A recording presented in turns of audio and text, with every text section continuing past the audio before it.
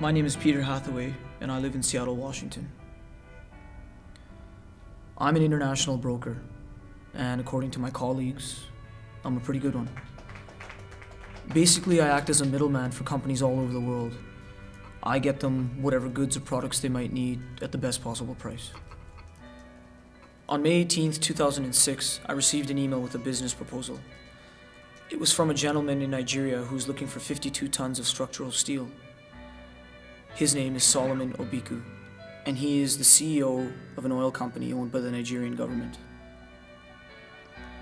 He said that they needed the steel to build a refining facility just outside of the capital of Nigeria, Lagos. I just needed to find him a deal and give him a quote. So over the next few days, we communicated through email and over the phone just about current offers that were on the market. He seemed like a really nice guy. He had a good sense of humor and he was very professional. After about a week or so, I found a deal that I thought would be very good for him. So I added my commission and gave him a quote, and that was that. The next day, Solomon got back to me. He said that he had found a deal that was better than mine, just by a little bit, he said. And he also said that when it comes down to business, we have to focus on the bottom line. He said he was very sorry and that he would keep in touch with me for any future opportunities. And that was it. Days passed and I occasionally received emails from Solomon on anything and everything. The oil industry in Nigeria, the steel industry, sports, movies. He even sent me pictures of his family vacation to Thailand. Actually, he called me before the holidays to wish me Merry Christmas. And I thought to myself, wow, what a really nice guy. He must have felt bad about rejecting my offer earlier. Solomon from Nigeria called to say Merry Christmas. Nice guy. But on January 18th, 2007, Solomon sent me an email which caught me off guard. He told me that he was considering running for the presidency of Nigeria. You know, I have met lots of good people that I could rely on. I know how the strings are being pulled. I came from a poor family. It seemed very far-fetched. It seemed unbelievable to me at first, but I think I have a shot. what did I know about Nigerian politics? What do you think? We started having regular conversations on the phone again, but this time it was as if I was the advisor to the potential president of Nigeria. To be honest, it felt really good.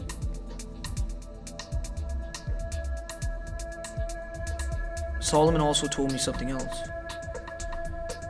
He said that over the years on business trips, he had generated some commissions off of the oil company and put them into personal accounts. He said there was a securities bank in Amsterdam that was holding his money, and that the total amount was $2.4 million. He admitted that this money was put into a personal account, but he felt he needed to do this so that he could fund his presidential campaign. He said that he needed to show strong foreign support, and that way, the citizens of Nigeria for the first time would believe in true democracy. He said that his only problem was that he couldn't get out of the country except on business trips, which were happening very seldomly.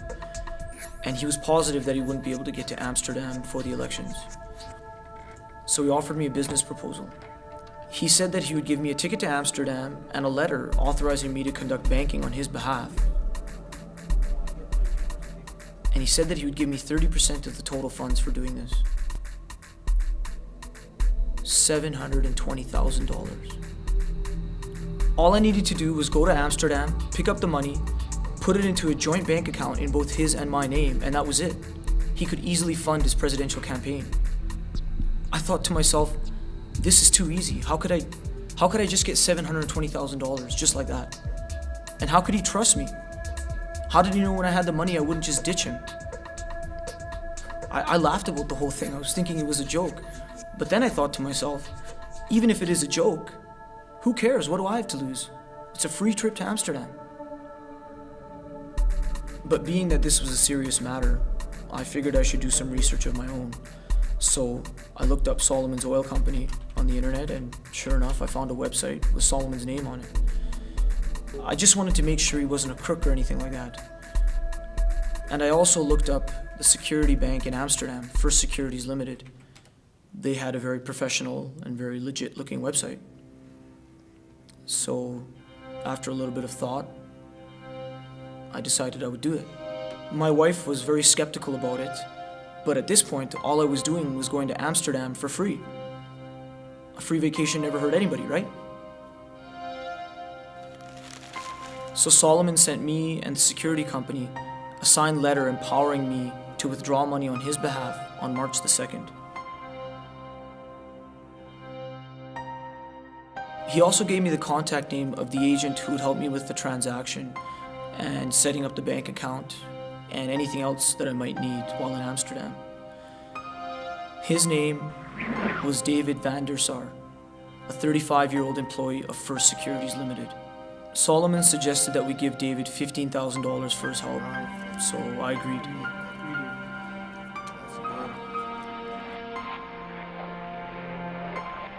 As the days passed by before leaving for Amsterdam, I was getting antsy. I still couldn't believe that I was going to get $720,000 that easy. And if I did, what would happen? Who would I be with? Who would be watching me? What kind of security did they have there? Was my life at risk? So I called David in Amsterdam. Thanks, I appreciate it. He seemed like a really nice guy. Yeah, everything's in place. He reassured me that all I needed to do was come to Amsterdam with the signed release, and I could have the money. Yeah, bye-bye. The whole time I was still thinking, what had I done to be so lucky? But I guess I just thought if I could see the cash in front of me, I might be a little bit more reassured.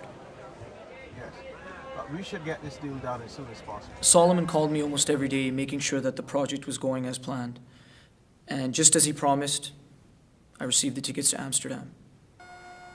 So the big day came and I finally left the US. And when I arrived, just as we had planned, David picked me up at the airport, took me to the hotel, and picked me up from the hotel the next morning. We arrived at First Securities Limited, and the manager wanted to meet me personally so that he could see the signed release. I showed it to him, and he said, "Sir, you may have your funds." And then they brought 2 briefcases into the room.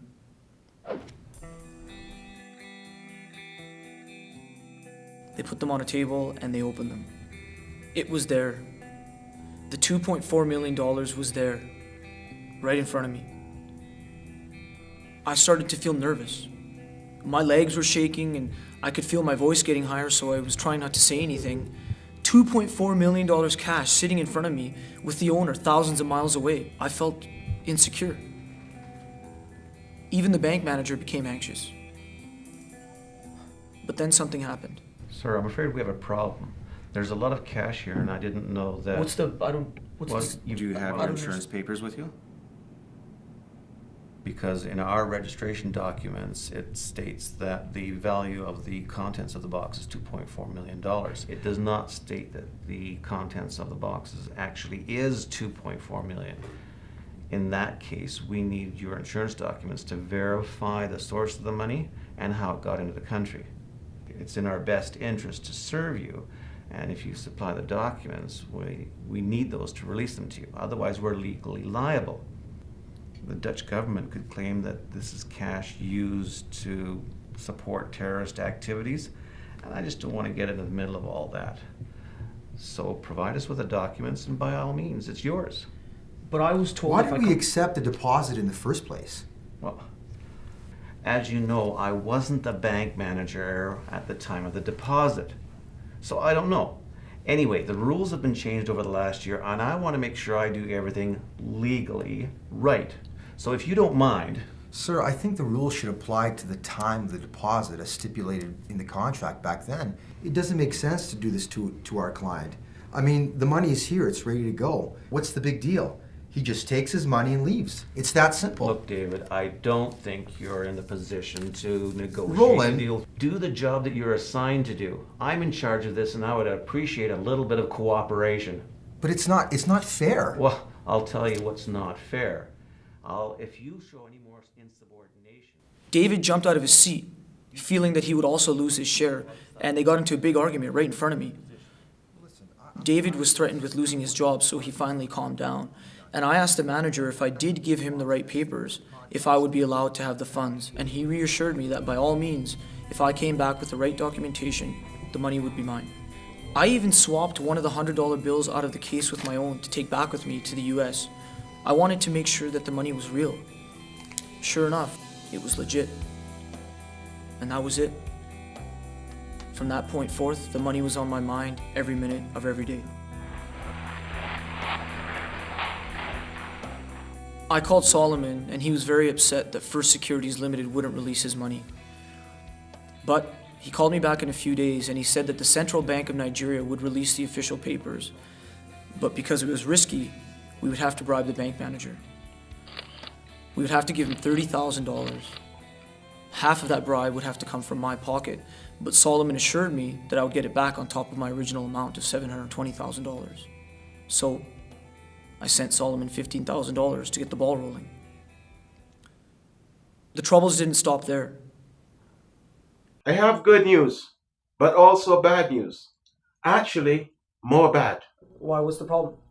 I got the paper that we need. Okay, so I found out that in order to release this kind of documents, any bank in Lagos has to have the signature of the Minister of Finance.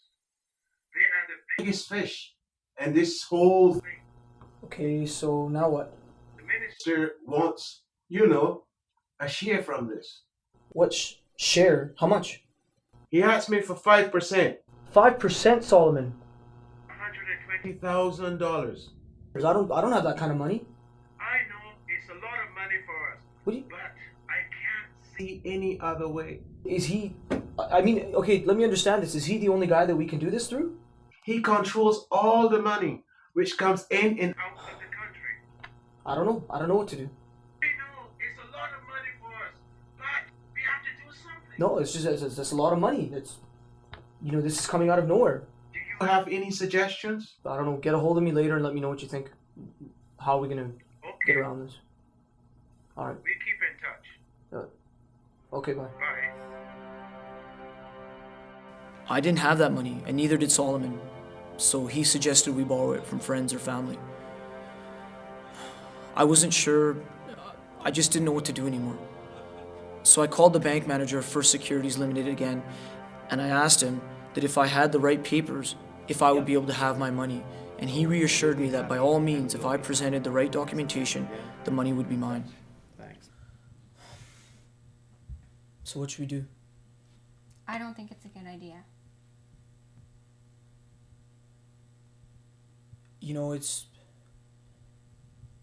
I want to send him the money because I know what it can bring back to us. It's $700,000. That's a lot of money. But you don't know that for sure. What if we lose the money? It's a lot of money to lose. I sat there in the room and I saw the money in front of me. It was sitting there. I touched it, cash. I brought the money back with me. It's real. But you don't know the guy.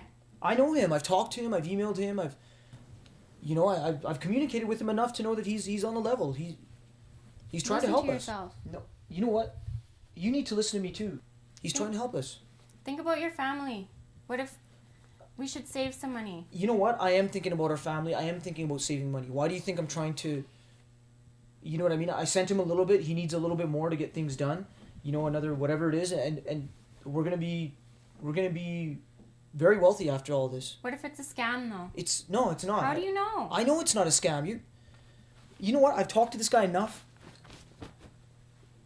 You don't know, okay? You don't know either. No, you've got to trust me with this one. After arguing with my wife for a week, I borrowed $60,000 from two of my best friends. And I talked to Solomon and told him that I wanted to get that $60,000 back on top of my initial share, which was $720,000. Solomon told me to let it go since I was getting that money for minimal input. But I didn't want to negotiate. I couldn't believe that he was negotiating with me. But eventually he gave in and told me that he would give me all the money back. I finally sent him the money. And a few days later, he sent me the documentation signed by the Nigerian Minister of Finance. I was excited when I got it, and I quickly faxed a copy of that to the manager of First Securities Limited in Amsterdam. But the next morning, I received a voicemail from Amsterdam. It was the manager of First Security confirming to me that it was the right paper. But because he needed reassurance as to the authenticity of it, he needed one more thing: a signature of a Nigerian attorney that would confirm that the paper was authentic. The ball was in Solomon's court again. I wasn't even sure if I wanted to go forward, but I was too far in. Too far in with my own money and my friend's savings. I couldn't let them down. Solomon told me he found an attorney who could do it for $16,000. So my half of that would be $8,000. $8,000 was really nothing compared to the $75,000 I had already invested. Yeah, I'm alright. I decided to go forward. You coming to bed? I borrowed $8,000 from my parents' savings and sent it to Solomon. A month ago today.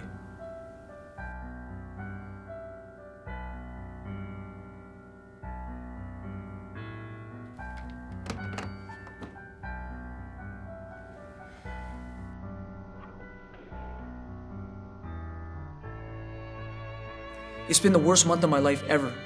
I can't eat, I can't sleep, Solomon doesn't return any of my phone calls, and I never received anything in the mail from a Nigerian attorney.